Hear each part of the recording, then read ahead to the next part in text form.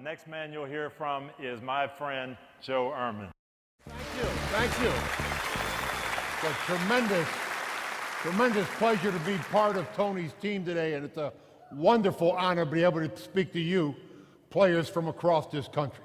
See, I think as players today, you represent the hope. You represent the hope of your families, of your communities, and of this country.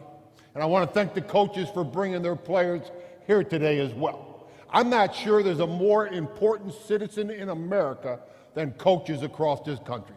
Coaches have the power, the platform, and the position to help mold and shape the character of the future of this country. And with that privilege comes a tremendous responsibility. See, I think every coach's fundamental purpose is to help boys become men. Boys become men of integrity and character and empathy that will lead, be responsible, and change this world for good. See, I think the single greatest crisis in America today is the crisis of masculinity. There's a crisis about what does it mean to be a man? How do you define masculinity? How does a boy know when he's become a man? What's a man give his life to? What's the virtues? What's the characteristics that define some kind of authentic masculinity? And I would ask every player here tonight, what is your definition of what it means to be a man? When you string together those couple sentences that are going to guide your own masculine soul, how do you define what kind of man you're going to become and the difference you're going to make in this world? Now, I think there are three fundamental lies that every boy in America receives. They're the same lies that were fed to me when I was a boy that are fed to young boys today. And they come out of this culture. When I talk about culture, I'm talking about the messages that all of us receive that come from the movies, the music, the media, Madison Ave 24/7. And they give us all the wrong concepts and definitions of our own masculinity and manhood. I think the first lie that every boy in America receives is when they're about 8 or 9 years old. And they learn this on ball fields and during recess and on playground all over this country. And that is that this culture teaches boys that what it means to be a man has something to do with athletic ability. Somehow we associate manhood with athletic ability or size or strength or some kind of skill set that allows you to compete on that playground. And I want to say that is an absolute lie. If you're defining your masculinity by your athletic ability, size, or strength, you are set up for a tremendous failure and frustration in life, because being a man doesn't have a single thing to do with athletic ability. I don't care if you're the best player in the team, going to the state college, or hardly ever get into the game. It doesn't have a single thing to do with being a man. Now here's the second lie, and I think every boy in this country is taught this by the time they are in junior high, and that is, as a culture, we teach young boys that what it means to be a man has something to do with issues of sexual conquest. Somehow we associate masculinity with the capacity to bring young girls alongside of ourselves and then use them. Use them to validate some kind of masculine insecurity or use them to gratify some kind of physical need. That certainly doesn't make you a man. That makes you a user of other human beings. And then later on, this culture teaches us the third lie of masculinity. And that is, as a culture, we associate manhood with economic success, as though you can measure what a man is based on his job title, his position, his power, or the amount of possessions someone has accumulated. See, here's the problem in this country today. We've got all kinds of boys that have no clear and compelling definition of what it means to be a man. Many of them have never seen it modeled, they haven't been nurtured, they haven't been trained in some kind of authentic masculinity. Boy, this is why coaching is so absolutely critically important. Because how do you use the position and the platform of sports to help boys become men? Now, if those are the lies of masculinity, then what does it mean to be a man? How are you going to define that? Players all over this country, what's your definition? What's that clear and compelling concept that's going to guide you? I want to suggest tonight that there are only two things that define masculinity. There are two criteria and two criteria alone. Now, I learned this right when I was in the middle of my professional career. I was in my 7th seasons with the Colts. And I grew up in Buffalo, New York, and I have 2 sisters and a little brother 10 years younger than me. And when my brother had just graduated from high school, he was getting ready to go to college to pursue his own football career, and that summer I got him a job in training camp with the Colts. I wanted him to come into a professional team, and I wanted him to learn the work ethic of a professional athlete. I wanted him to learn the skills and techniques of a defensive lineman that would ensure his own collegiate success. And I'll never forget the very first week of training camp. Middle of July, I was sitting on a taping table, getting my ankles taped for an afternoon practice, when my brother walked up to me with this massive black and blue mark on his chest. Our trainer saw that, sent him to the doctors for a blood test, and that night I got a call from Johns Hopkins Hospital. Bring your brother there right away. And upon admitting him into the hospital, a doctor pulled me aside and said, listen, Billy's got cancer, and it's the type of cancer where there's virtually nothing we can do for him. And I remembered being absolutely devastated. Devastated, one, by the thought of losing the person that I probably loved the most in this entire world. And I think I was equally devastated by the reality that when my 18-year-old brother was lying on his deathbed, facing his own mortality with tears in his eyes, I recognized that everything I had invested my life in, my whole concepts about who and what I was as a man, offered my brother no hope or no help whatsoever. When an 18-year-old boy was lying on his deathbed, facing his own mortality with tears in his eyes, all I had was these old locker room speeches about sucking it up, no pain, no gain. See, in retrospect, what I really needed to do was to walk over and just embrace him, tell him how much I loved him, and then wipe those tears away. But I had allowed the culture to define who I was as a man.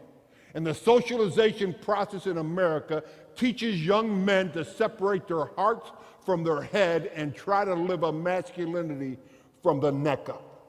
My brother spent 5 months on a pediatric oncology floor.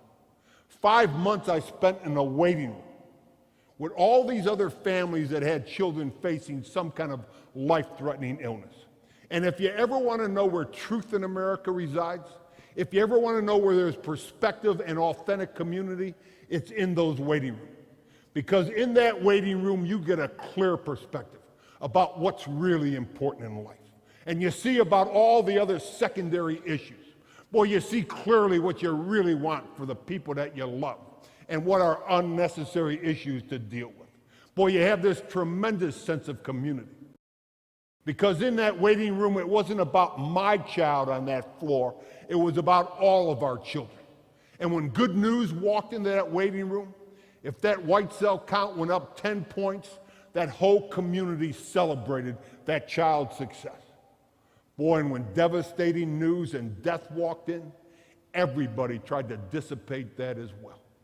5 months on a pediatric oncology floor, from the middle of July all the way to the last game of the season. And the week of the last game of the season, I made a decision to bring my brother home so that he could die in the presence of the people that had loved and nurtured him. And I'll never forget wheeling him out of that hospital corridor. I put him in my car and I drove over to Memorial Stadium where the Colts used to practice. And my teammates came out to the car and they lifted this boy, this defensive lineman that was probably about 120 pounds. And they carried him into the locker room, and there they put him in one of the whirlpools. And as he sat there and soothed his aching body, one at a time my teammates came up to him and in a clandestine way said goodbye. I took him home that night to my house in Baltimore, had his dog and his friends come down from our hometown, Buffalo, and we celebrated this early Christmas, only to find him dead the next morning. 5 months to prepare for his death, but the reality and the finality absolutely devastated me.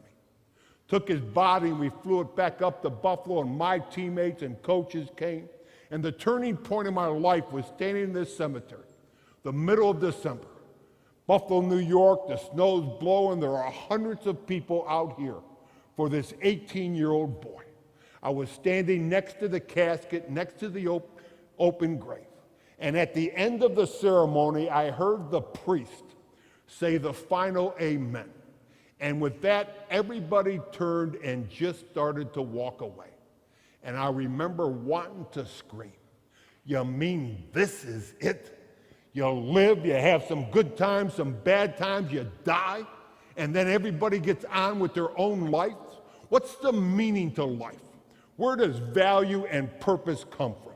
I was 29 years old. I was 7 years into my career. I had accomplished and achieved beyond my wildest expectation. I had hit the long ball in that boy code athletically, sexually, and economically, and I had no concept. No concept about the meaning, the value, the purpose of life, and I had no concept of who I was. And I started this long inward journey, trying to find the answers to some of life's most profound questions. And ultimately, my question became this: what does it mean to be a man? Comes down to two things and two things only. Now, I know this not only from my own personal journey, but I know this from the last 20-some years I've been in pastoral ministry. And in my faith tradition, part of my job is to sit on the deathbed of dying people and help prepare them for the next stage of life, if you will. And here's what I know to be true for me, and I know to be true for every single one of you. If you were on your deathbed today, about to die tomorrow, and you wanted to measure what kind of success you had in life, you wanted to measure what kind of man you were, it'd come down to two things and only two things. And the first is this: on that deathbed, you recognize that all of life is about relationships. It's about the capacity to love and to be loved.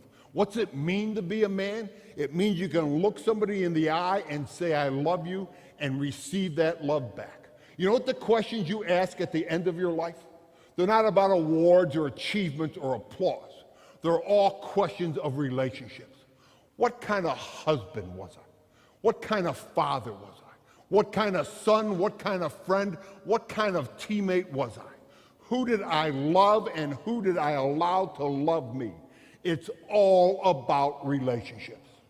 Now here's the second thing, and to me it's the only other thing.